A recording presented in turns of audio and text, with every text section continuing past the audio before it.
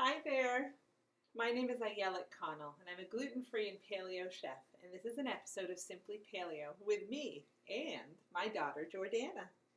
Jordy, say hello. Hello. Jordy's going to be my little helper today. Today we're going to be making a delicious and beautiful array of colors, Pico de Gallo. Pico de Gallo in Mexico is synonymous with salsa. And it can be made in so many different ways. But what I love is to use a rainbow of colors to make it be really fresh for spring. And it's a really simple recipe. It does definitely involve a lot of chopping. So we've got a bowl, got a cutting board, and a very sharp knife. And so what we're going to do is we're going to start off with our tomatoes. Now, if I was making like a guacamole or something that I didn't want to water down, then when I slice the tomatoes, I'd want to take the seeds out. But for the Pico de Gallo, it's okay if it's got a little bit more liquid in it. So for that, I'm not going to worry about the seeds, so it makes it even that much more simpler. Okay, so we're just going to take the bit out at the root there.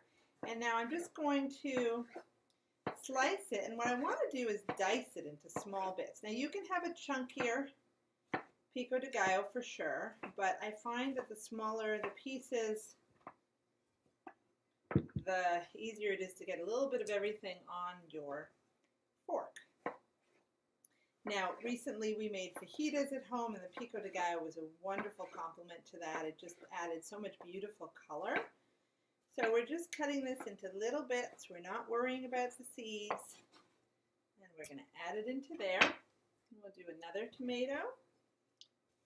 Yeah. And Jordy, what is your favorite bell pepper color? I like red. Red's pretty cool. Yeah, but I don't really like the color. I like the taste. It has a different taste? Yeah. Really? Well, they do say that bell peppers are actually all of the same variety, regardless what color they are. It's just how long. Well, they might taste different. But the point is the color develops depending on how long they've been on the plant, on the vine. Isn't that interesting? So they might actually have a different color as they're longer or shorter on the vine. Because it does feel like green peppers have a completely different flavor than red and orange and yellow, right? Yeah, right. They might be moldy. They're not moldy, but I hear you because they are green. Okay, so we're going to leave the tomatoes in here. They don't really taste good. Certainly the opinion of a little one. All right, so now we're going to do red onion. You can do a regular onion or a Vidalia onion. Or any onion you want. Or any onion you want.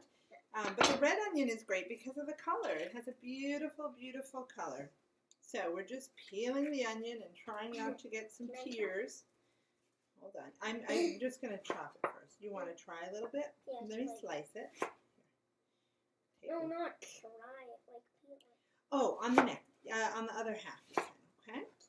So what we're doing is we're going to, you're welcome to, they're a little spicy. They've got a little bit of heat. So here, I'll give you a little bitty piece to try.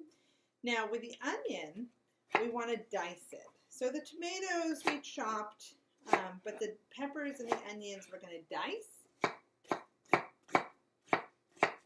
Now this is a very sharp knife. So, is it spicy? Yeah. Yeah, a little bit of a kick to the red onion. Just like an onion. Alright. Okay, so now we are going to, this is a sharp knife, and we're going to try to do it a little bit quicker for the video, okay? But you can do cutting it another time. Alright, so now we're getting the onion in the bowl, and now we're going to do the bell peppers. Now with bell peppers, great way to cut it to make it easy is you're going to put it on its side, and you're going to slice right through the top. And then you're going to remove the stem from it. Set this aside. God bless you. And God bless you. And then you have the core that sits there. And so we're going to use our paring knife to just get the center part out. And then we're going to remove the seeds. And then what we're going to do is just cut it in half. And we're going to use our paring knife again to get all the white bits out. Just be careful. Yes, but we're going to get these bits off. You certainly can have that part, yeah? And we're just going to take off the white bits. Okay? And then we're going to do some more dicing. So we're just going to get it into very thin, slim slivers. And then we're going to cut them on the horizontal so that we can get them diced. There you go.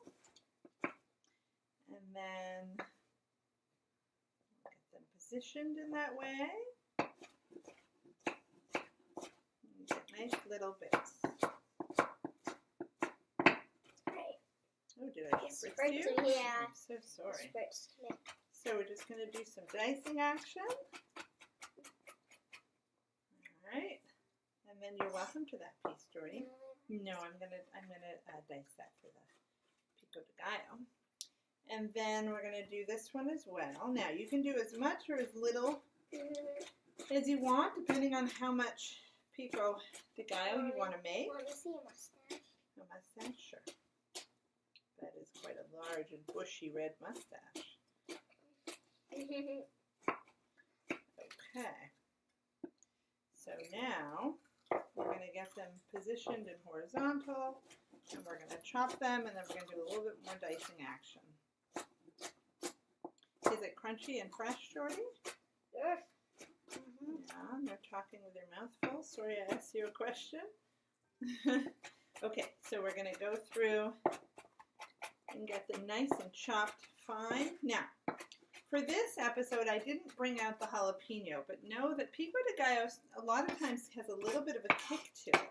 And so what I love to do sometimes is also cut a jalapeno. And I typically take the seeds out so that it's less spicy and then dice it up. Okay? So we'll do a yellow bell pepper, a half of one. Let's get these over here. And you're welcome to those pieces, Joe. Yeah. And we're still videoing, and we're going to cut out the white bits from the yellow bell pepper, and we're going to,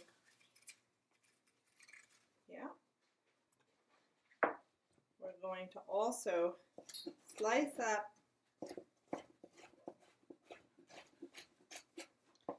the yellow bell pepper, and Jordy, you want a thin little sliver of yellow? I'm not thinking. No. Oh, actually, sure. They're really yummy. They're like little matchsticks. And There's a green one. yeah, a little greener. I know that one has some colors. I wonder if it goes from red to yellow to green, or maybe it goes from yellow to green to red. Curious, right? We'll have to look that up. I'm sure Google, our little oracle, can help us figure it out. All right, so we got the yellow bell peppers in there, and then we go on and keep slicing. And so after we get the peppers in, we're going to put in some lime juice. Now, you can certainly get bottled, fresh. You can get bottled, not from concentrate, just 100% lime juice, and put in, a couple of tablespoons. But I love the freshness of fresh lime, right? So now we're done with our yellow bell pepper. What other colors do we have? Well, there's orange, right? Can I get it for you? Well, it's right in the bowl, but I'm thinking that this might be a good amount of pepper. So maybe we'll leave the orange pepper for another What about this time. tomato? Well, that's also, I feel like we have enough tomato for now. Oh, So can what I we're going have to do... the tomato? Huh? Can I have the tomato? Well, not right now. We'll slice it later. Thank you. So we've got our cilantro. Now, cilantro is definitely a classic fresh herb that you put in Mexican cuisine. And it smells really good. So good. So fresh. So what we're going to do is take about... hold on one sec. You can help me put it in once I chop it. Sure. So what we're going to do is we're going to chop up the cilantro. We've got about 1/3 of a cup, but again, it really depends on your preference for cilantro and also how much Pico de Gallo you're making. My daughter seems to be AWOL. My husband just came home, so I'm sure she's gone to go say hello to him. I'm sure he's looking forward to having some Pico de Gallo.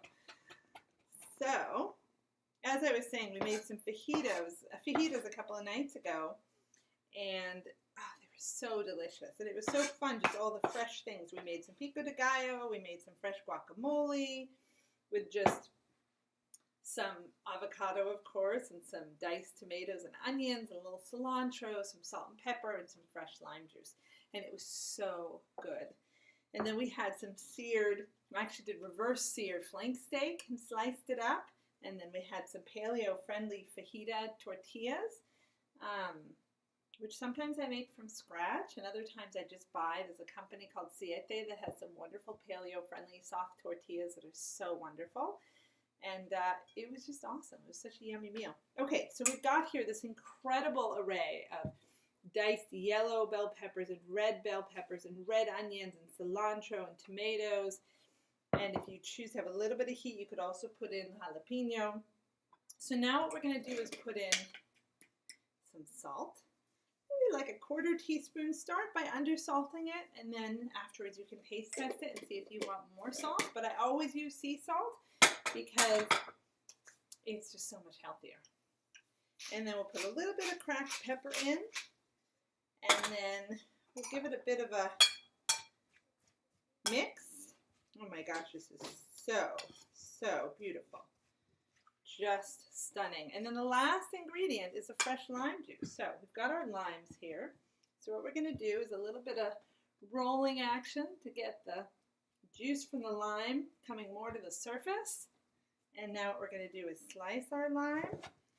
Now limes don't typically have seeds in them when you buy them at the store, so you don't really have to worry about that. You can just squeeze it right in, but if you prefer to use a little lime or lemon squeezer, you're welcome to do that. Again, you can use bottled, but there is a difference in flavor, I have to say. So I usually use the juice of a whole lime, and then we'll mix it up and do a little taste test. Oh, that is so yummy. Even my pile of vegetable scraps is beautiful in color. Okay, so we're just going to mix up all the ingredients. It's so stunning. Goodness, so beautiful. You can just see how pretty it is. All right, we'll give it a taste test, huh? Got my spoon.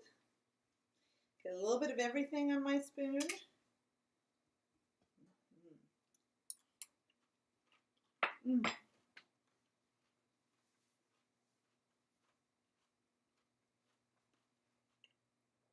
First of all, we can all hear the crunch. It is so crunchy and delicious, and the fragrance of the cilantro and the tartness of the lime juice and that little bit of the sea salt. It's perfect, and you get all the different textures. The tomatoes are a little bit softer. It's so wonderful. Really, really simple recipe. You can certainly modify it in a lot of different ways, but I recommend that you make this at home. The other thing to suggest, if you're making this for dinner or for a party, it's good to make it a few hours in advance if you can, because then you can just let it sit and marinate in the juices of all the vegetables and the lime and the salt, and it just helps to create more of a robust flavor. If you don't have the time, it's no big deal. It's delicious as you can tell from what I was expressing. But it's even that much more wonderful if you make it ahead of time and just cover it up with saran wrap, put it in the fridge, and let it just sit there for a few hours. It'll be absolutely delicious. So as always, I love to hear from you. Any ideas, questions, wish list, cravings, you can check me out on my blog at www.simplypaleo.com. And I hope you enjoyed this, and I hope you make this at home. Such a simple recipe, such a wonderful way to dive into spring with fresh, colorful abundance of vegetables. And hope to hear from you. And stay tuned for more episodes of Simply Paleo with me. Thanks so much.